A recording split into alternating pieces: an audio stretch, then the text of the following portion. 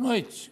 Está começando mais um programa do Jô. Hoje, um programa muito especial, diretamente de Brasília, do Palácio do Alvorada, conversando com a presidente da República, Dilma Rousseff. Daqui a pouco a gente volta.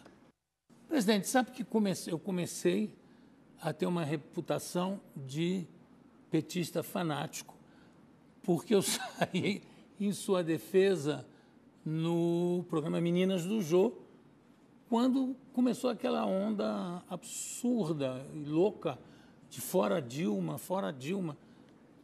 Devo dizer que você estava em boa companhia, porque também houve fora Lula, fora Fernando Henrique e fora, de uma maneira geral, porque a pessoa não acredita muito que na democracia, quando a pessoa é eleita, tem que se respeitar o voto. Então, eu saí em sua defesa, não que você precisasse, mas é que eu fiquei, tem certas coisas que eu fico indignado. Mas o que é? As pessoas pensam o quê? Que muda de clube, assim, de repente? Não pode, entendeu? E aí, eu me lembro que a gente já conversou, já entrevistei você, quando você ainda era chefe da Casa Civil e foi acusada pelo Agripino Maia, muito inteligente, aliás, a acusação deles, a senhora mentiu sobre tortura. E você disse, bom, sobre tortura, você tem que mentir, senão você entrega todos os seus companheiros. Já que a gente abordou esse assunto, eu gostaria que você contasse para a gente a história da... Bom, você é uma leitora fanática de chegar a andar com mala cheia de livros e, de repente, na ânsia de ler, até bula de remédio não escapavam dos seus olhos. E como é que é a história da Bíblia quando você estava presa, encarcerada, e essa Bíblia tinha que passar para outros prisioneiros? Conta essa história para a gente. Jo, era uma história que é assim. Não tinha livros quando a gente estava em uma determinada etapa da prisão. Certo. Antes de você ir para os presídios, quando você estava em algumas instalações em que ali se interrogava e muitas vezes se torturava. Nesses locais não tinha livros. Então, quando você conseguia algum livro, e aí entra a bula de remédio também, era muito importante que você tivesse acesso a eles, porque era a única forma de você conseguir ler alguma coisa. E houve um padre que foi preso e ele deixou ali dentro, né? Ele deixou o quê? Ele deixou uma Bíblia ali numa das celas. Essa Bíblia, ela tinha de passar por um espaço muito pequeno, que eram umas janelinhas que tinham na porta, porque as portas não eram abertas. Aquelas janelinhas que a gente vê em filme, abre e fecha. Então tinha de caber naquela janelinha. Então só tinha um jeito de caber na janelinha, se a gente tirasse a capa da Bíblia. Então, tirou-se a capa da Bíblia, dobrava-se a Bíblia e passava pela janelinha. Mas você tinha prazo para ler. Você tinha prazo para ler porque outras pessoas queriam ler também. Ou então dava a volta e depois voltava para você, entendeu? Você tinha um rodízio, e aí voltava para você e você aguardava. A Bíblia é algo fantástico, ela é uma leitura que ela envolve de todas as maneiras, além de ser uma expressão religiosa, né, da religião da qual a maioria do Brasil compartilha. Mas, além disso, ela tem uma alta qualidade literária e tem também histórica. Então, é uma leitura que eu quero te dizer o seguinte, para mim foi muito importante, principalmente porque ela trabalha com metáforas, né? E é muito difícil, a metáfora é a imagem. Né? O que é isso? O que é a metáfora? Nada mais do que você transformar em imagem alguma coisa. E não tem jeito melhor de você entender e compreender do que a imagem. Agora, como é que foi a história que você conseguiu passar, enrolando essa Bíblia, ou dobrando, pela tal janelinha? Você teve que convencer um carcereiro que era polícia do sei, Exército, que você quer. alto, louro, bonito, que eram chamados, eu me lembro, Sim. de Catarina, porque era tudo de Santa Catarina. Todos catarinas. Todos catarinas. Eram altos, louros, geralmente de olhos azuis, porque tinham um padrão, né, muito maior. Isso era na polícia. Típico brasileiro, né? Aquele padrão Típico. Brasileiro. Típico do Brasil do Sul, né? E aí, ele viu você Não, desenhando? é porque tinha lápis de cera, tá? Como é que aquele lápis de cera apareceu ali naquela cela? Havia muita controvérsia da onde ele tinha surgido. Mas, enfim, ele estava ali e tinha um papel também, tinha papel. E eu fazia totens, desenhava totens, aqueles totens de índio americano. Sim. Que aparecem em filme de índio americano, várias caras diferentes, todas coloridas. E esse guarda, que era um soldado da PE, da Polícia do Exército. Os carcereiros eram soldados, da PE. E ele olhou da janelinha, ele viu o desenho. E achou bonito, ele era um rapaz novo, ele devia ter uns 18 anos, não tinha mais do que isso. Era um menino. E aí, ele olhou para aquilo e uma hora eu perguntei para ele, você achou bonito? E ele disse que ele tinha uma noiva e que se eu desse o desenho para ele, ele ia ficar muito feliz, porque ele mandaria de presente para a noiva. E aí eu dei. E aí pedi para ele entregar a Bíblia para o próximo. E a partir daí ele entregava a Bíblia para o próximo, quando ele estava de serviço. Quer dizer, ele não era livreiro, era bibleiro. Ele era bibleiro. Ia fazendo esse rodízio. Presidente, como é que você enfrenta a acusação da oposição de não ter cumprido algumas das promessas de campanha? Jô, como eu estou no quinto já, né? Já tenho o quinto completo, estou entrando no 6º mês de mandato. É muito difícil dizer que eu não cumpri minhas promessas de campanha. Eu tenho um mandato para cumpri-las.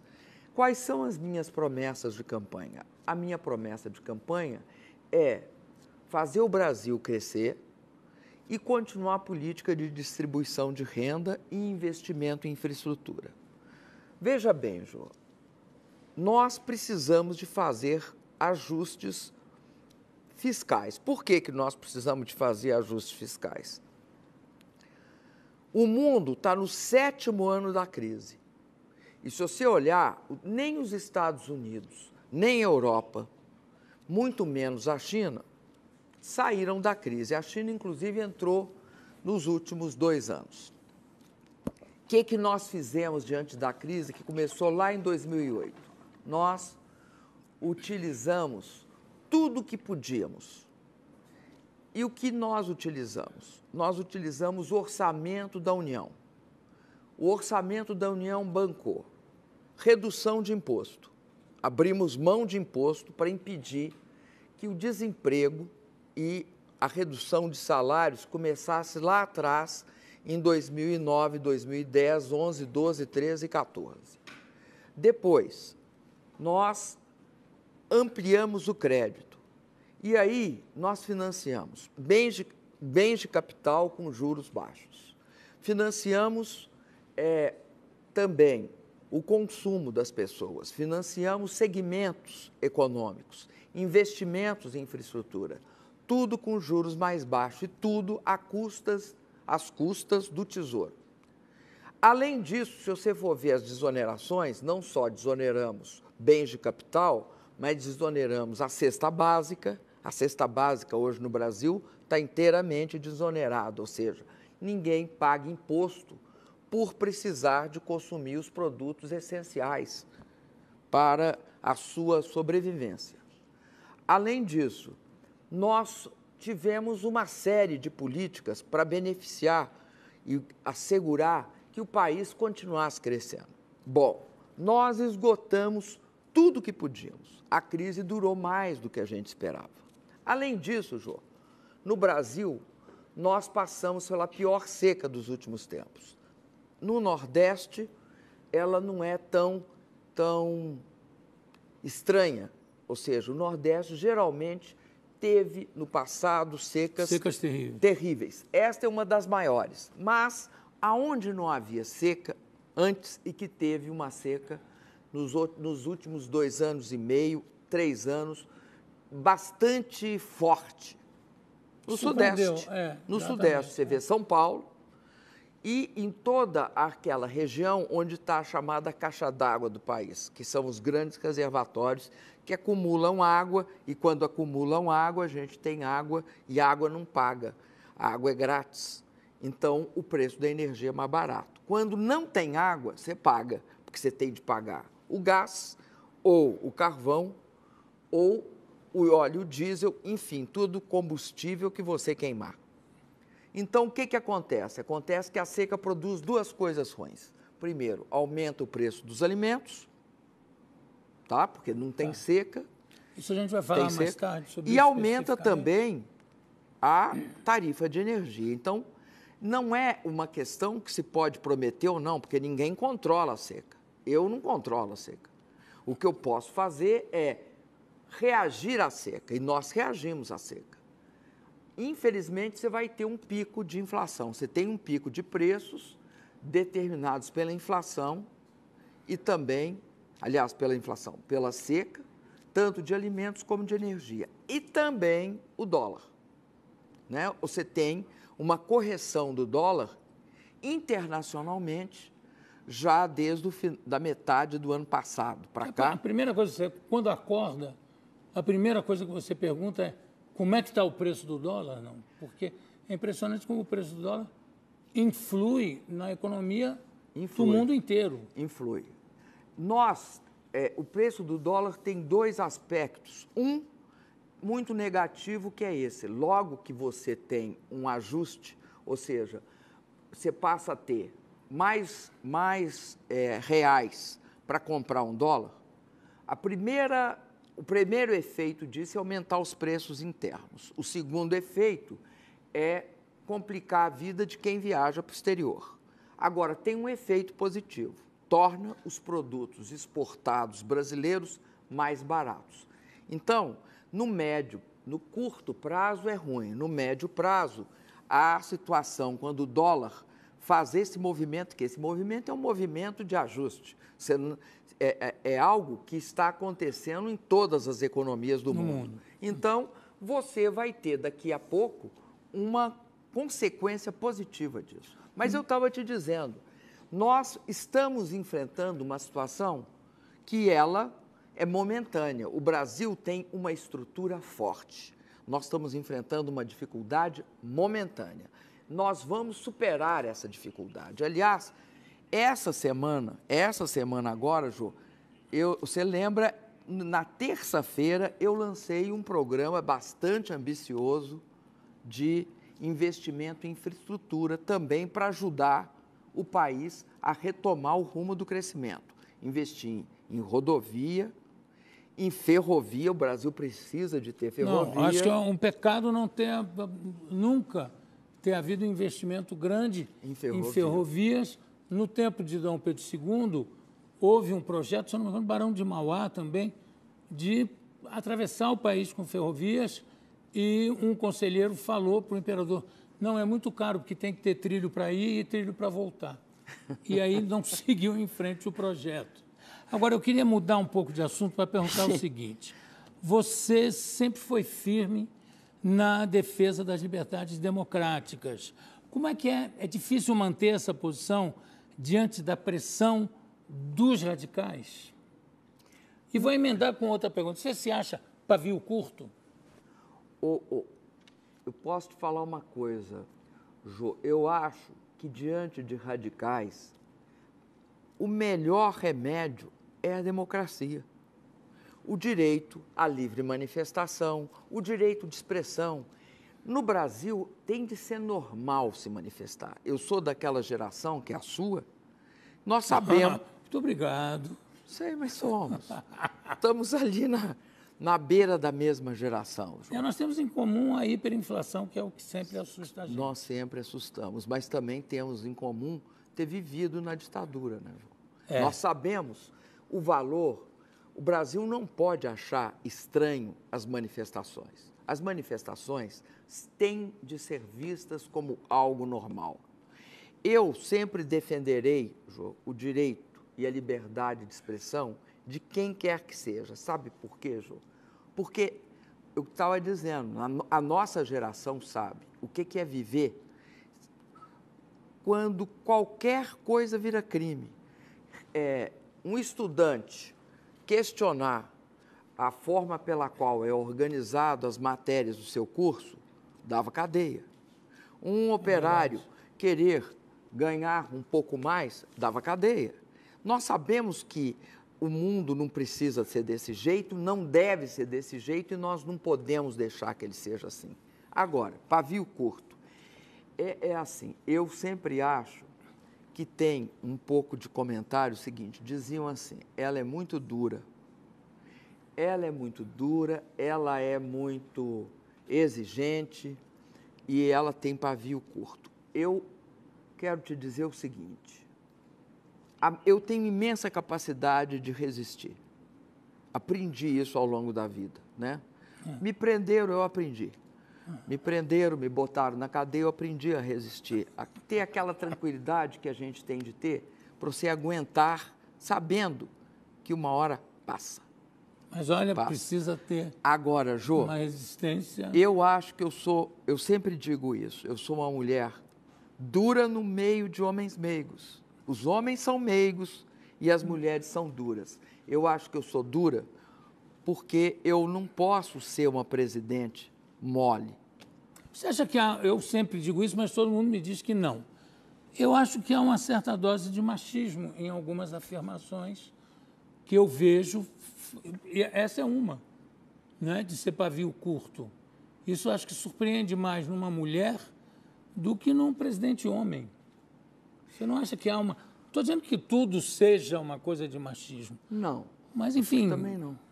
Outra coisa, como é que você responde às pessoas que dizem que no tempo do Mantega você comandava a economia e agora quem comanda é o Levi? Eu tenho uma resposta para isso, mas eu prefiro que você dê a sua. A minha é a seguinte, Jô. Eu acho que aí há uma visão absolutamente incorreta, tanto a respeito do Mantega como do Levi. Ambos são ministros da Fazenda. Ambos comandam a economia, porque a ideia de ter um ministro da Fazenda é que um presidente não pode, ao mesmo tempo, comandar a educação, a cultura, o desenvolvimento econômico, a Fazenda, o planejamento. Então, quem comanda essas áreas são os ministros. É inviável comandar. Um presidente, ele pode orientar, e ele deve orientar, mas quem toca o dia a dia e quem resolve os problemas imediatos, quem procura soluções, muitas vezes, inclusive, pode chegar e falar, presidente, o que você acha? Você acha assim, você acha assado? Como é que você quer que seja a condução? Isso é normal. Agora, é impossível, não conhecer como é que funciona um governo, estrutura, achar que é assim que se Agora, dão não as irritou, coisas. A mim me irritou demais o negócio da Economist, querendo, aliás, um sentimento um pouco colonialista, sugerindo, não, quase que dizendo que a saída era você demitir o Mantega, quer dizer, querendo interferir na política econômica de outro país. Isso não deixou você irritada, não? Fala a verdade, não vai dizer que não ficou. Eu sei o que é a, vamos dizer, a política editorial da The Economist. Então, eu não esperava, ou seja, eu não espero além do que a Economist pode dar. Eu gosto, até leio a The Economist, bastante. Acho que ela tem informações úteis. Agora, não concordo com as opiniões todas da The Economist. Por exemplo, a The Economist tem uma visão, eu acho, um tanto ou quanto distorcida, não só do Brasil, mas acho que tem da Europa. Agora, eu como artista, se sair uma crítica ruim a meu respeito, eu fico com a impressão que está no mundo inteiro, no viaduto do chá, todo mundo com aquilo na mão, dizendo, viu o que falaram? Olha o que falaram. Então, eu me pergunto, com tanta crítica que sai a seu respeito, você ainda lê jornal ou você diz, não aguento mais? Eu leio, eu acho que as críticas, presidente que não... Presidente tem de conviver com isso, Jô. Não, todo claro. dia. Eu acho que tem hora, eles exageram um pouco, pegam pesado, entendeu? Mas eu acho que é da atividade função. pública. É da atividade pública. É fato que, para uma pessoa, porque a gente fala, muitas vezes a gente fala assim, quando eu era normal, o que é quando eu era normal? Quando eu andava na rua normalmente, quando eu entrava em algum lugar normalmente, né? Quando eu era normal, eu poderia ficar muito incomodada com uma crítica dessas. Mas, quando você é presidente, você distingue aquilo que é da função sua. Ou seja, eu tenho de aceitar que as pessoas não gostem do que eu faço. Pessoa física e pessoa jurídica, você separa. Eu não levo no pessoal. Agora, se você quer saber se eu fico triste, fico sim, algumas horas bastante triste. Eu também fico. Porque é aquele negócio, ninguém é de ferro. É verdade. Ninguém é de ferro, por mais que você aguente. Você perdeu o pai aos 14 anos. Foi. Lutou por seus ideais, foi torturada, presa, venceu um câncer. E olhando para o Eduardo Cunha e para o Renan Calheiros, a gente sabe que de cara feia você não tem medo. O que é que te amedronta? Olha, eu acho que o que mais amedronta um presidente é não estar à altura do seu povo. É isso que amedronta um presidente. Então, eu me esforço todo santo dia para estar à altura do que eu acho que tem de ser feito pelo país. Porque apesar de eu achar que nós fizemos muito ao longo desses anos, porque se você for ver, quando você olha o mundo, o Brasil é um país que reduziu de forma drástica a miséria, a pobreza. O Brasil deu um salto na infraestrutura em várias áreas. Ninguém pode dizer que os aeroportos do país hoje eram o que foram no passado. Não são mais. Ninguém pode dizer que as estradas não foram... Nós não investimos em estradas. Ninguém pode dizer que não houve um grande crescimento da renda e do emprego. Nós estamos passando dificuldades, mas as dificuldades não podem justificar que você olhe para trás e fale, nesses 13 anos, nesses 12 anos e pouco, não aconteceu nada. Pelo contrário, aconteceu sim. Tirar 36 milhões da pobreza e 50 milhões serem levados à classe média, mudou esse país. E por que mudou esse país? Todas as pessoas que melhoram de vida, elas não querem menos, João, elas querem mais. Quando você melhora de vida, você não quer voltar para trás, você quer ir para frente. Então, é justo que as pessoas hoje reivindiquem saúde, educação, tudo de qualidade. Saúde, então é isso que eu quero estar à altura. Saúde, por exemplo. Vamos abordar agora? Não, porque eu vou fazer um break. Você vai fazer um break. Antes, eu só quero te perguntar o seguinte. O articulador político do seu governo agora é o vice-presidente Michel Temer, que é também do PMDB. Ele foi escolhido pela habilidade política ou pela aparência? Porque ele está tão bonito. Dizem até que ele operou o cabelo e penteou o nariz.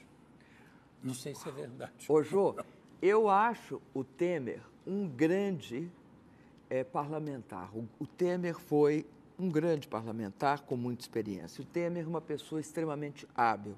Ele é um ótimo articulador político. Bom, vamos fazer uma paradinha, fazer um break, e aí a gente continua com o presidente da República, Dilma Rousseff.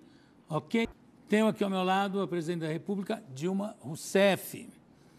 E com a subida da inflação e dos juros, tem muita gente que diz que não consegue mais pagar as prestações nem da casa própria, nem do crediário. Sem falar no que você mencionou agora, em cesta básica, etc., no preço dos alimentos, que me lembrou, eu assisti um comício do Jânio Quadros, que era um grande comunicador, que imitava uma dona de casa. Ele dizia assim, a dona de casa vai à feira e... Como está cara a batatinha?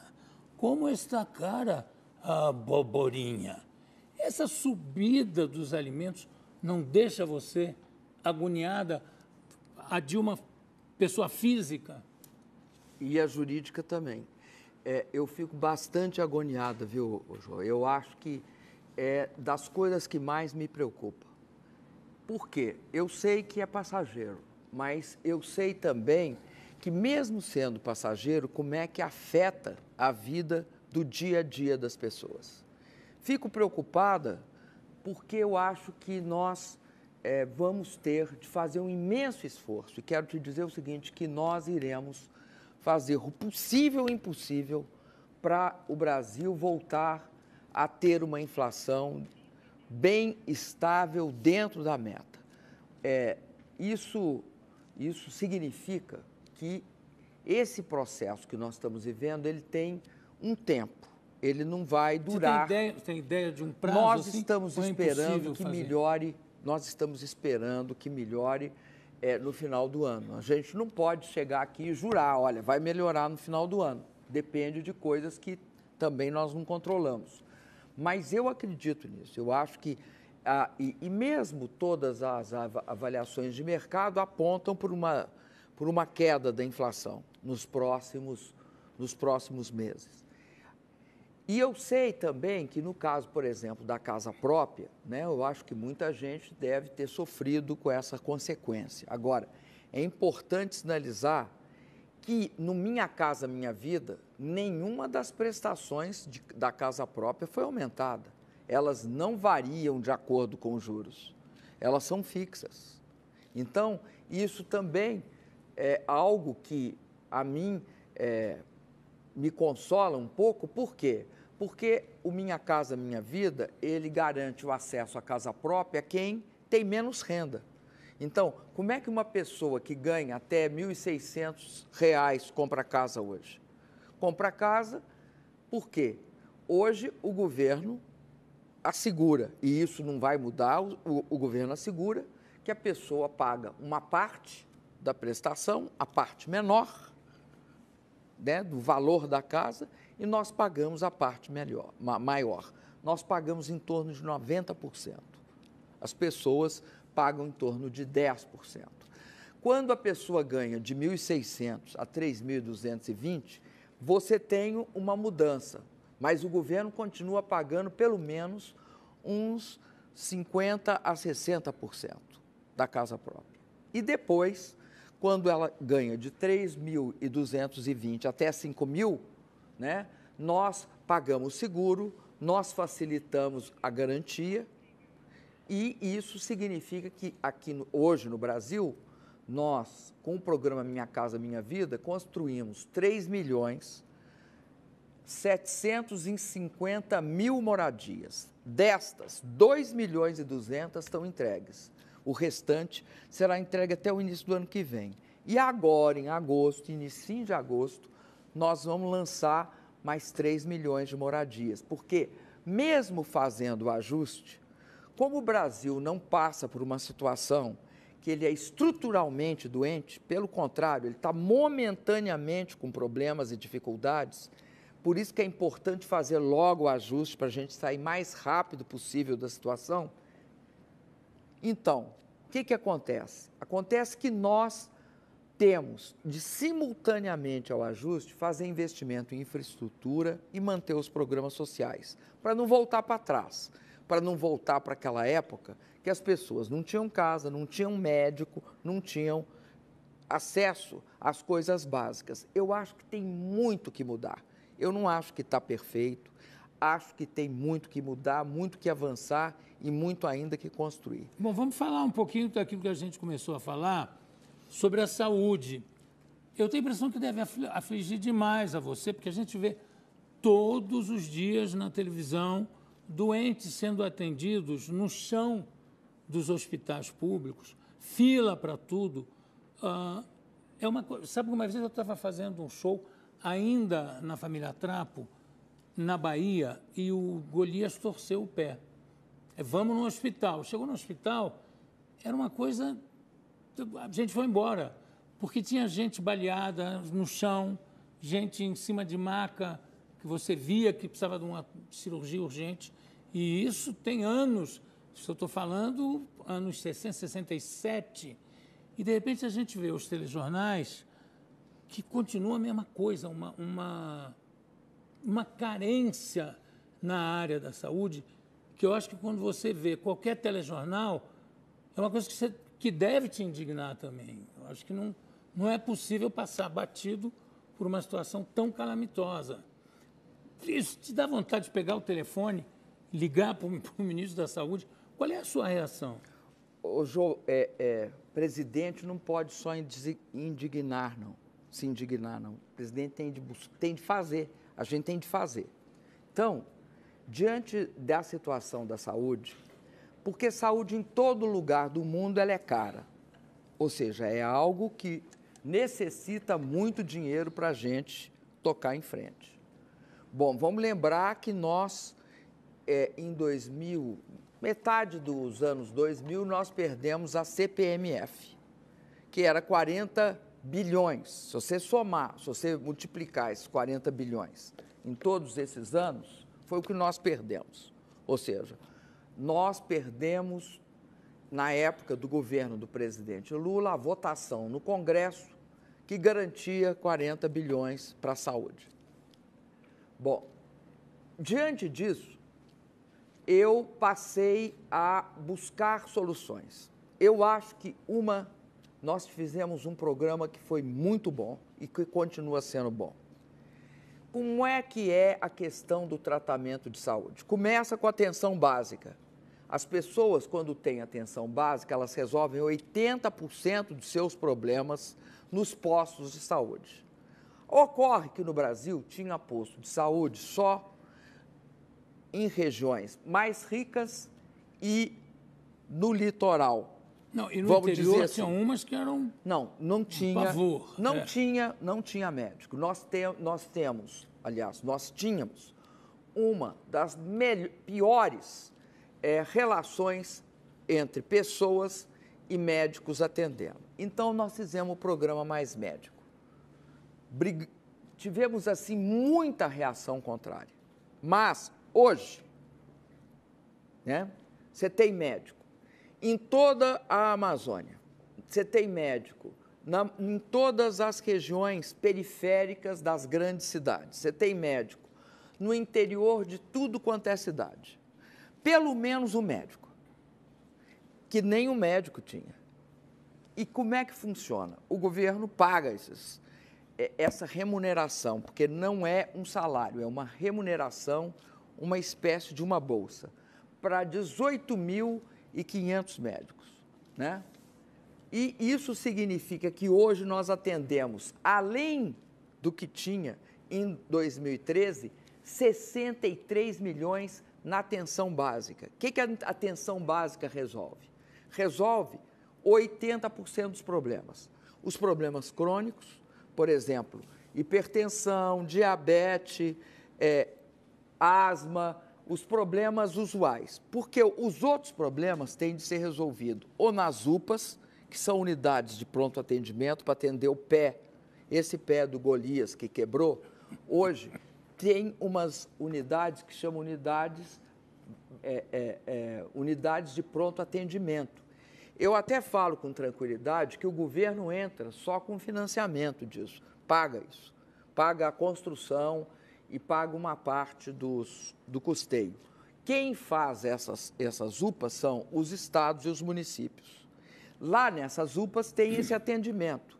Ainda não é um atendimento completo, como também o do atenção básica, essa dos postos de saúde com os médicos, inclusive cubanos também, mas brasileiros que agora voltaram, porque os brasileiros antes não iam para esses lugares mais remotos. A boa notícia é que nós, nessa última chamada, tivemos muitos médicos brasileiros que foram para esses lugares, aceitando ir e indo. Agora, eu quero te dizer que, além disso, falta no Brasil especialidades, porque hoje, uma pessoa que quebra a perna, ela precisa de ter um exame, ela precisa de ter um outro tratamento. Então, as especialidades são a grande coisa que nós queremos focar nesses próximos 4 anos. E 3 especialidades que nós vamos começar, porque você tem de começar.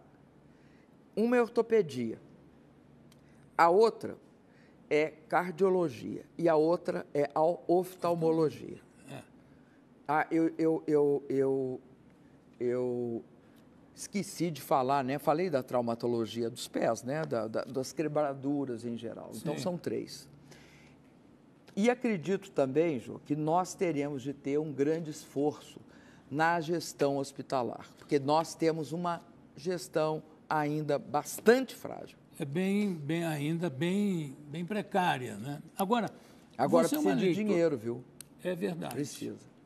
E por que Sem que dinheiro, não passa, ninguém por faz. exemplo, CPMF não passa e o imposto sobre grandes fortunas é só uma ideia que fica no ar? É uma ideia que deve ser avaliada, né, Jô? Como todas as boas ideias. Eu queria voltar aqui um pouco para falar você que é uma leitora voraz, a gente já conversou sobre isso, eu sei que é a situação da educação. De repente, tem um corte de quase 20% no orçamento do Ministério da Educação. Será que o cobertor é muito curto, não dá? Se puxa para um lado, aí o outro lado descobre, se puxa para o outro lado, fica faltando aqui. Isso é uma coisa que também deve te afligir uma pessoa que lia até bula de remédio e que sabe que, antes de qualquer coisa, não há progresso sem educação, cultura e tecnologia de ponta. Até que ponto isso deixa a presidente aflita em relação a ter que cortar uma parte do orçamento do Ministério da Educação? Bom, Jô, veja bem, nós cortamos tudo aquilo que nós achamos que não vai comprometer a nossa estratégia de pátria educadora, porque eu concordo com você. Para mim, a grande questão do Brasil é educação, mais educação, mais educação, por 2 motivos muito importantes. Se acabou de falar, o Brasil, para virar um país desenvolvido e para ser uma nação soberana, ele tem de investir ciência, tecnologia e inovação. E isso tem por base a educação. Mas tem outro motivo também. Nós começamos o programa dizendo, tiramos 50 milhões foram para a classe média, 36 milhões saíram da pobreza. Para isso ser sustentável e perene, duradouro e efetivo, e a gente não voltar atrás, estas pessoas precisam de receber a educação de qualidade. Nós tivemos, ao longo dos 13 anos, que você nunca faz isso de um dia para o outro, nós estamos construindo isso ao longo de 13 anos. Nós tivemos um aumento muito grande, vou começar de cima. Nós tivemos um aumento muito grande no acesso à universidade. O acesso à universidade foi garantido através do Sistema Único, que é feito pelo Enem, que é o SISU.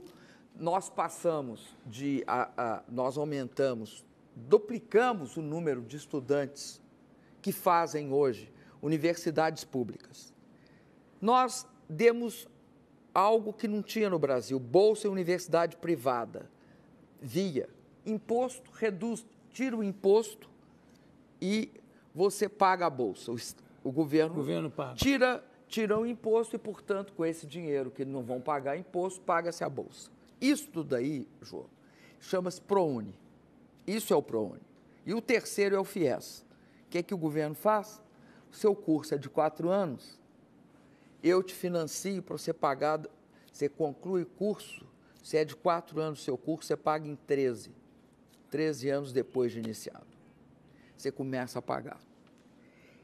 Este ano, que você está falando aí que teve um corte, este ano, sabe quantos novos universitários o governo brasileiro, eu estou falando só do governo brasileiro, o governo federal, sim, nós vamos colocar no primeiro semestre 640 mil novos universitários. E somando com o segundo semestre, nós chegaremos a 1 milhão. 1 milhão. Antes, 1 milhão se fazia em 3 anos, 4 anos. né? Porque tinha só 3 milhões de pessoas fazendo escola. Nós hoje, este ano de 2015, teremos 1 milhão de estudantes, novos estudantes na rede universitária, tanto pública quanto privada. Além disso, no início desse governo, nós olhamos, estou descendo, e vimos o seguinte: um país sem ensino técnico, profissionalizante, não consegue inovar. Você precisa não só de cientista, né, de pesquisador, você precisa de técnico de nível médio, e técnico de nível médio tem de ser uma profissão valorizada, Jô. Então, o que nós fizemos? O Pronatec. O Pronatec é o Programa Nacional de Ensino Técnico. Com quem que nós fizemos o Pronatec? Nós fomos e procuramos parceiros. O Brasil tem uma estrutura de ensino técnico. O Senai, da Confederação Nacional da Indústria, né? Privado. O Senac, do Comércio, o Senat, do Transporte e o Senar, da Agricultura. Com esses 4, nós fizemos uma parceria e formamos 8 milhões de pessoas, homens e mulheres. É bom dizer que as mulheres foram 52% dos 8 milhões. O que são esses 8 milhões? Primeiro, são 2 partes diferentes. Uma é dar ao estudante do ensino médio uma formação técnica de qualidade. Por exemplo, ele vai ser um eletricista de primeiro time, ao mesmo tempo que faz seu ensino médio, final do seu ensino médio. A mesma coisa para o trabalhador, mas para o trabalhador, aí nós criamos cursos menores, ou seja, de menor prazo, mas que tem uma sequência. Então, ele começa, por exemplo, como instalador de eletricidade predial. Aí, depois, ele passa para um outro curso, né? Geralmente, os cursos duram 180 dias ou 3 meses a 180 dias. E aí, além disso, você tem o que eles chamam de formação continuada. Ele faz um primeiro, faz um segundo, se quiser, e faz um terceiro. Você tem também nesses cursos empreendedores, microempreendedores individuais, porque nós formalizamos esse pessoal que tem o micronegócio, o microempreendedor individual, que pode ser a mulher que tem um cabeleireiro, a mulher que faz uma unha, o pipoqueiro, o outro que faz um serviço. Por que é importante ele formalizar? Primeiro, ele tem acesso ao microcrédito.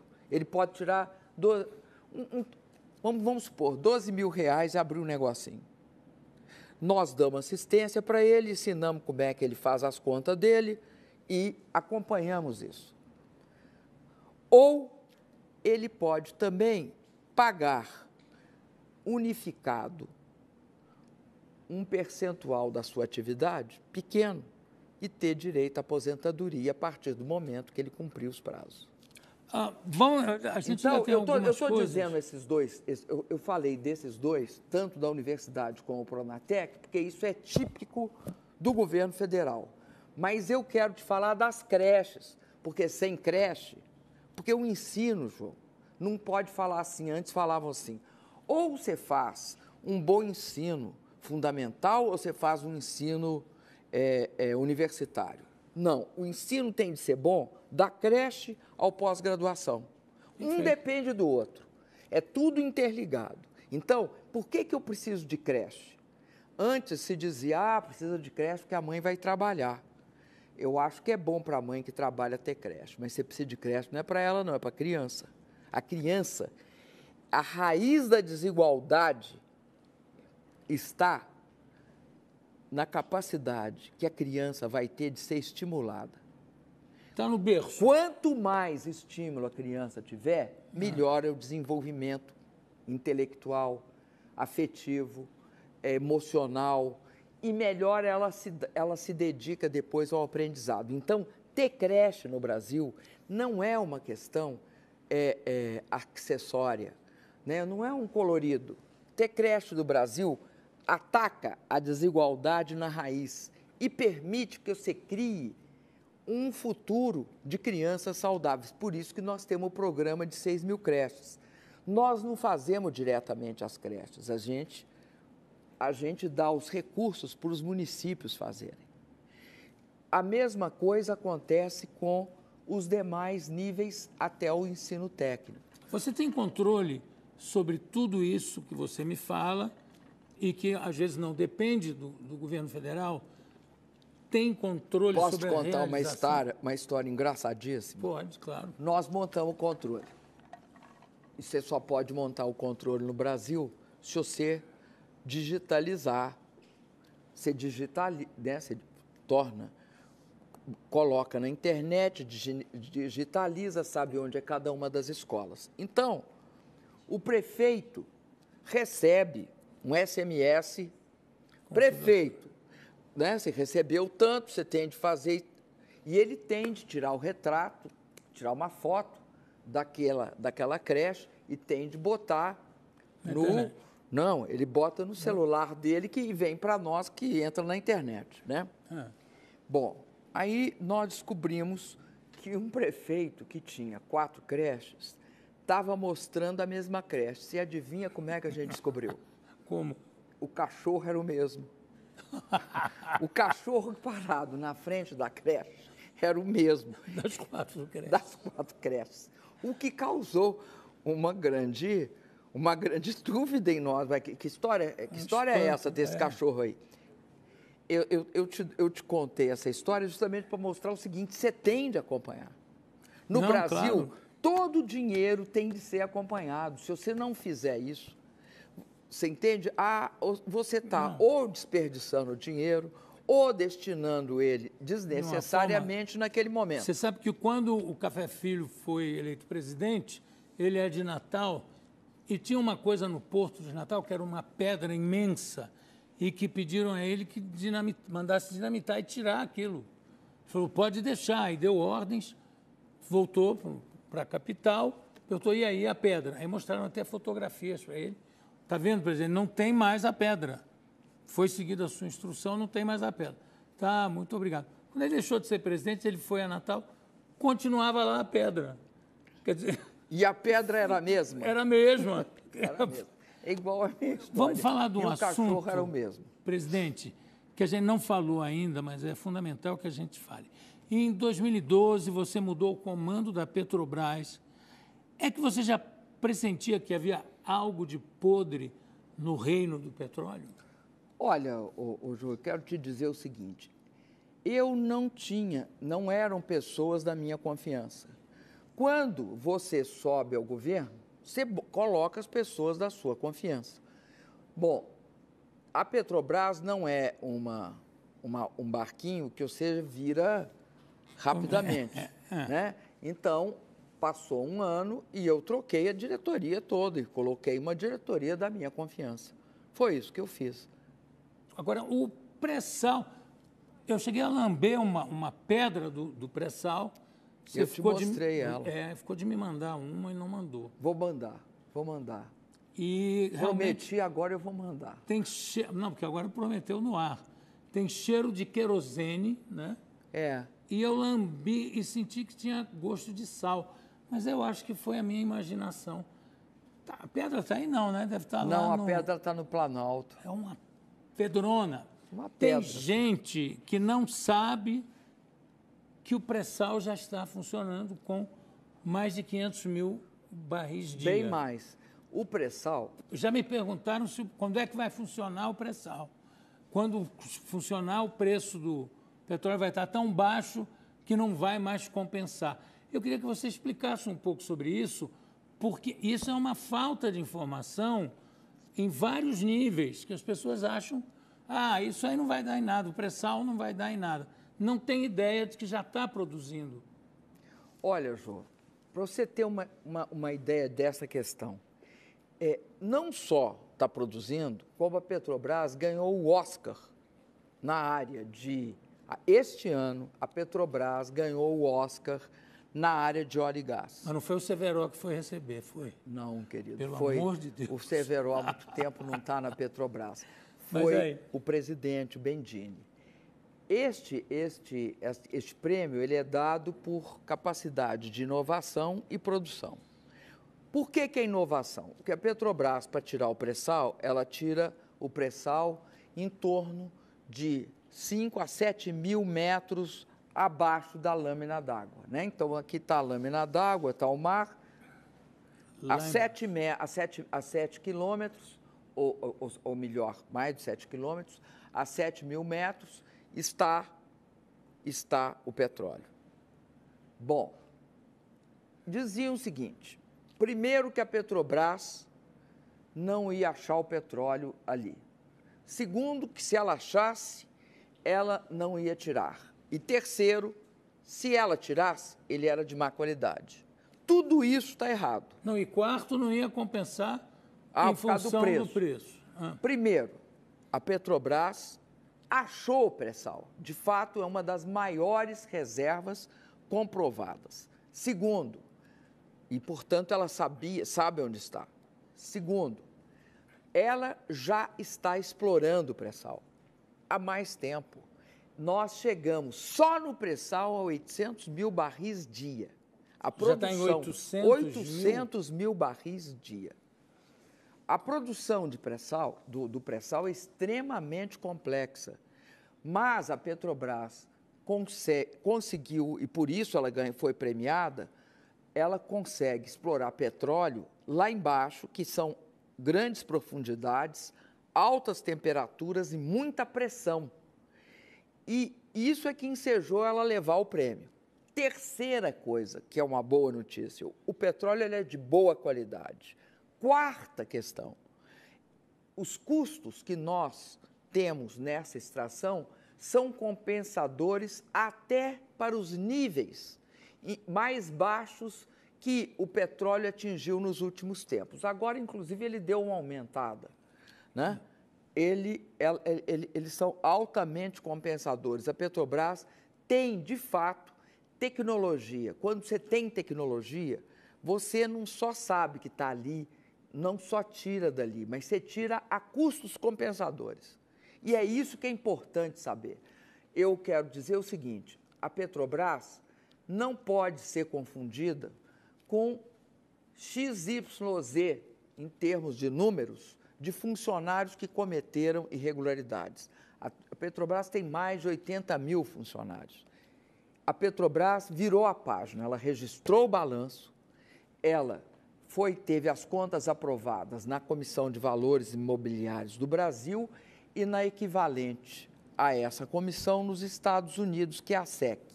Então, João, a Petrobras virou a página. Ela pode ter certeza, será uma das empresas mais lucrativas do mundo nessa área. Tanto é assim que ela abriu para tomar emprestado dinheiro no exterior e o que veio, ela queria tomar 500 milhões de dólares e veio 12 bi. Mas ela não queria 12 bi, ela queria o tanto que ela queria, ela tomou, se eu não me engano, 2 bilhões e meio. A Petrobras, então, ela está no caminho certo, João. Agora, presidente, antes da gente terminar esse bloco, depois ainda temos um bloco para 2 perguntas e também para as suas despedidas. Primeiro o seguinte, como é que você faz para decorar o nome de todos os ministros? Você sabe de cor? Eu tenho uma sugestão que é botar um crachá grande no peito de cada um, aí não tem erro. Todos, sem exceção. Mas não é só os nomes, não. O que eu sei é o seguinte, eu sei quem é o ministro. Eu sei, assim, as qualidades dele, aquilo no qual ele se distingue dos demais, porque cada ministro, tá? Ele tem um papel. Eu vou te dizer uma coisa. Criticam muito, porque nós temos muitos ministérios. 39. Eu acho que nós teremos de ter menos ministérios no futuro. Mas eu vou te dizer por que alguns ministérios foram essenciais. Vou te dar alguns exemplos. Ninguém vai querer acabar com o Ministério das Mulheres. Eu estou aqui imaginando que ninguém está propondo que a gente acabe com o Ministério das Mulheres, que é simbólico. Das mulheres, é simbólico no seguinte sentido: é importante a questão de gênero no Brasil, o combate à violência, e não acredito que alguém esteja propondo acabar com... Porque eu estou falando dos recentes criados. Não, mas ninguém com mulheres. Pode pensar em acabar. Nem com a desigualdade racial, também supõe. Com direitos humanos, também supõe. Então, eu vou olhar alguns outros. Caça e pesca. Pesca. Pesca. Nós temos um brutal, um imenso litoral. A pesca, em alguns países, é atividade que contribui com o PIB. Nós temos uma contribuição da pesca ridícula. Quando você faz esse tipo de ministério, o que você quer? Você quer uma pessoa só pensando nisso, só pensa naquilo, só quer saber daquilo. Se tiver a pesca misturado com a agricultura, eu acho até que no futuro você pode ter uma situação assim. Mas você tem toda uma gravitação em torno do agronegócio, ou da agricultura familiar, ou da pecuária. Agora, a pesca é um negócio à parte. Não só o nosso litoral, mas todas as nossas águas internas. Nós podemos criar peixes nos reservatórios, nas lagoas. Nós temos hoje a possibilidade de ter uma grande indústria pesqueira, tá? Todo mundo sabe que um dos grandes mercados consumidores de peixe é a Ásia. E a Ásia tem uma quantidade imensa de população. Então, o Brasil vai ter de se transformar, sim, num grande produtor, transformador, industrializador, exportador de peixe. Eu vou falar em aeroportos.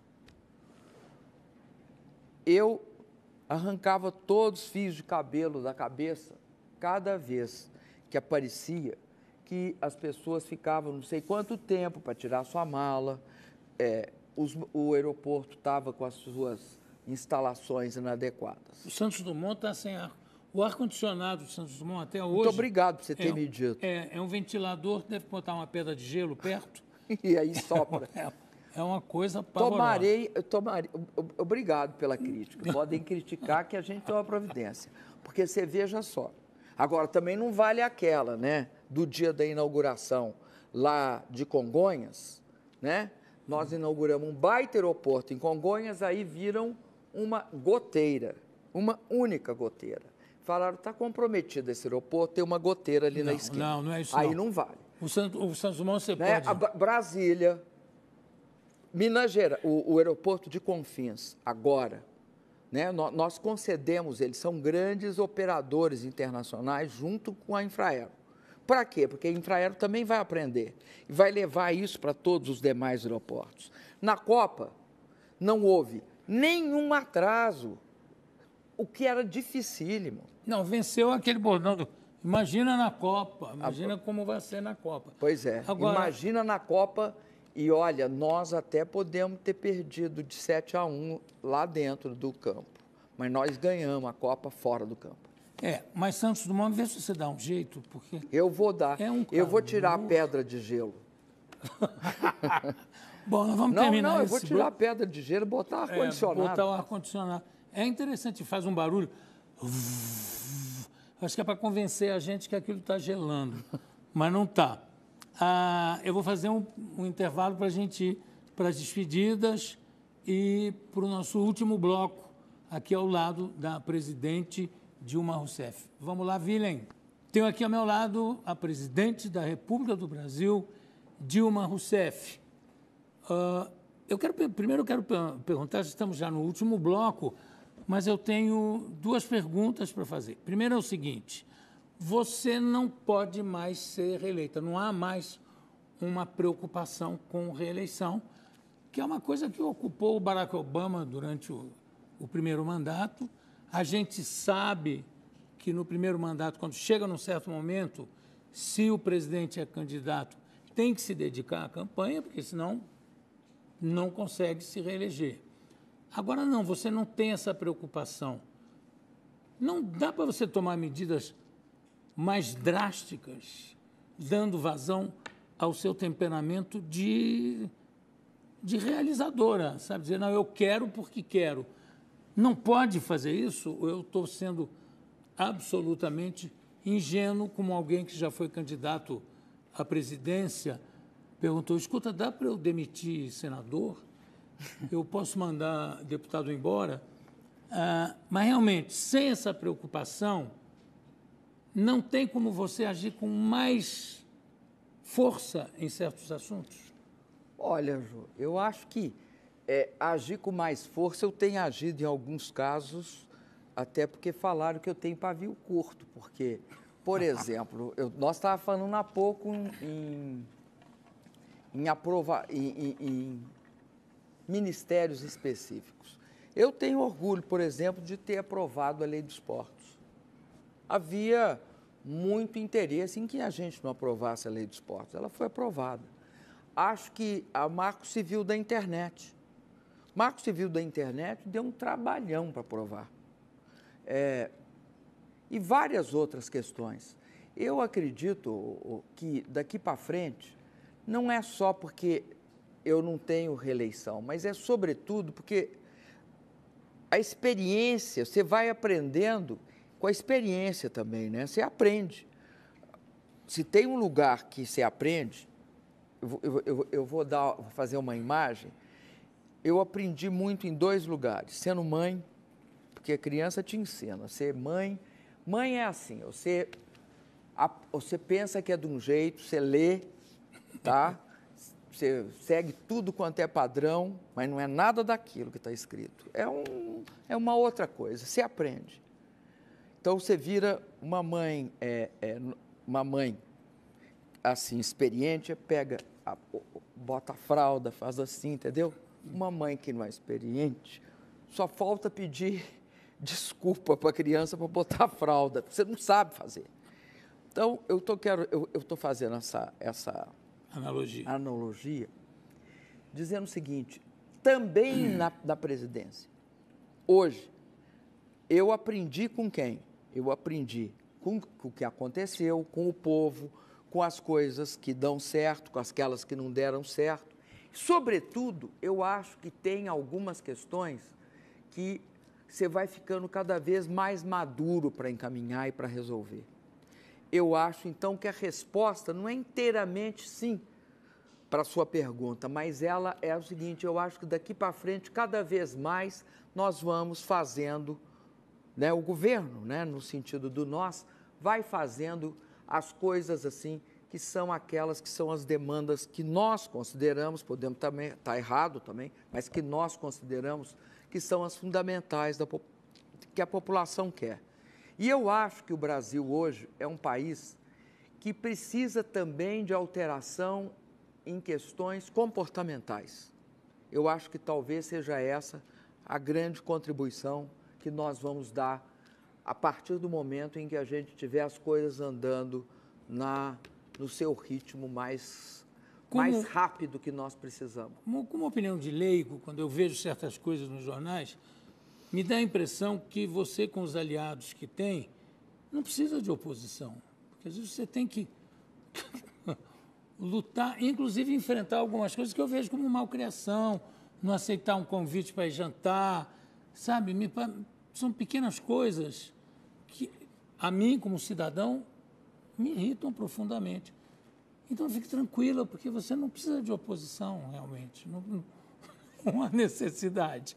E, finalmente, o seguinte, uma última pergunta. Você é a primeira mulher a ocupar esse cargo, o cargo mais importante, mais digno que existe na política, que é ser presidente da República. E presidente da República do Brasil, que é mais complicado, porque é um país imenso. Quando eu vejo a fila de questões que você tem que tratar, o nível, a quantidade de pessoas com quem você tem que falar, realmente é uma coisa admirável. E não é por dizer, e ela é mulher, não é isso. O que eu quero dizer é o seguinte, como é a primeira mulher a ser eleita para a presidência do Brasil, como é que você quer ser conhecida nos livros de história? Jô, a história, até eu falei isso outro dia, a história talvez seja o nosso juiz mais rígido. Eu quero ser conhecida pela história como uma pessoa que não abandonou duas coisas: o interesse do seu povo e a soberania do seu país. Sempre isso tem de estar na pauta, porque também, além da soberania do país, tem uma coisa que engloba as duas, que é a autoestima da população desse país. Nós somos a sétima economia do mundo. Nós não temos fragilidade. Esse país tem 370 bilhões de dólares de reserva.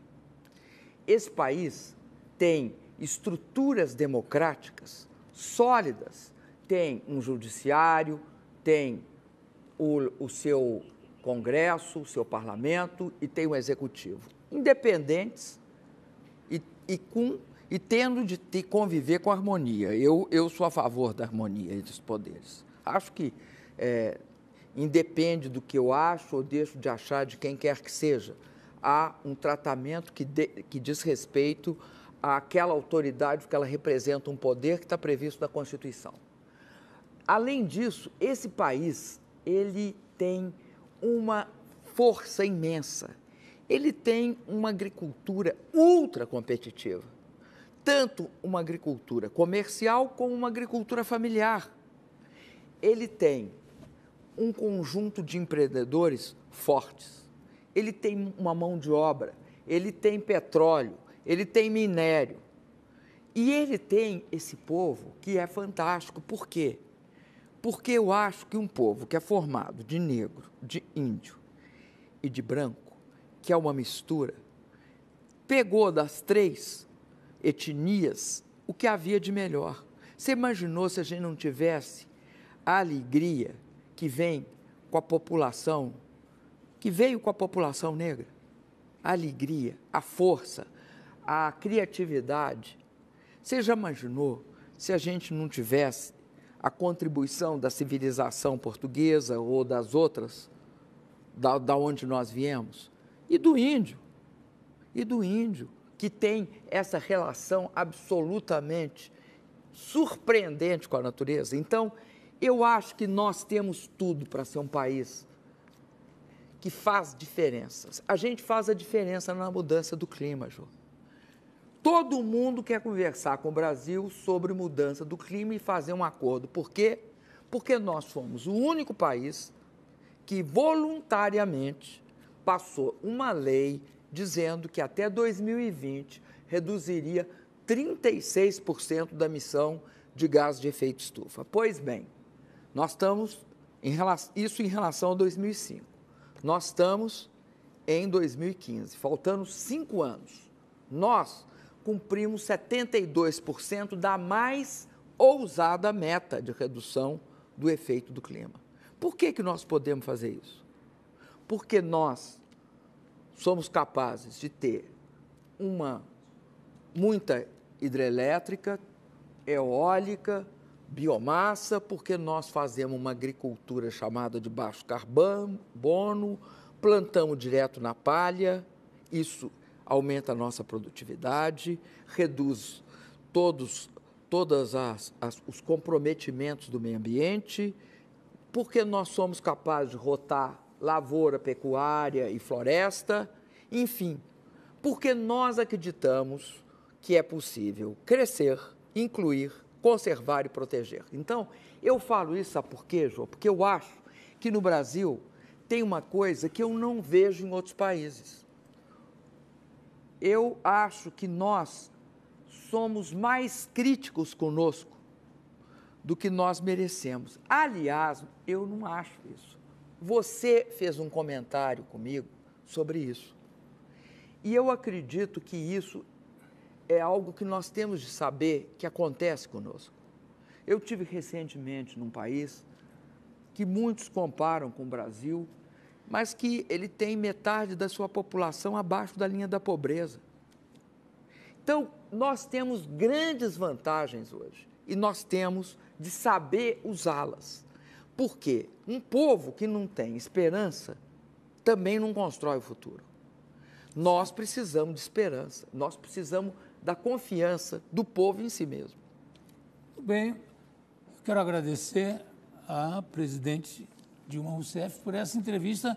Para mim, um momento histórico nos meus 54 anos de profissão. Agradeço demais o seu tempo, sendo uma pessoa tão ocupada. Eu espero que tenha sido bom para você também, porque hoje é dia dos namorados, afinal de contas, temos que sair daqui os dois muito satisfeitos. Muito satisfeitos. Boa noite, obrigado. Boa noite.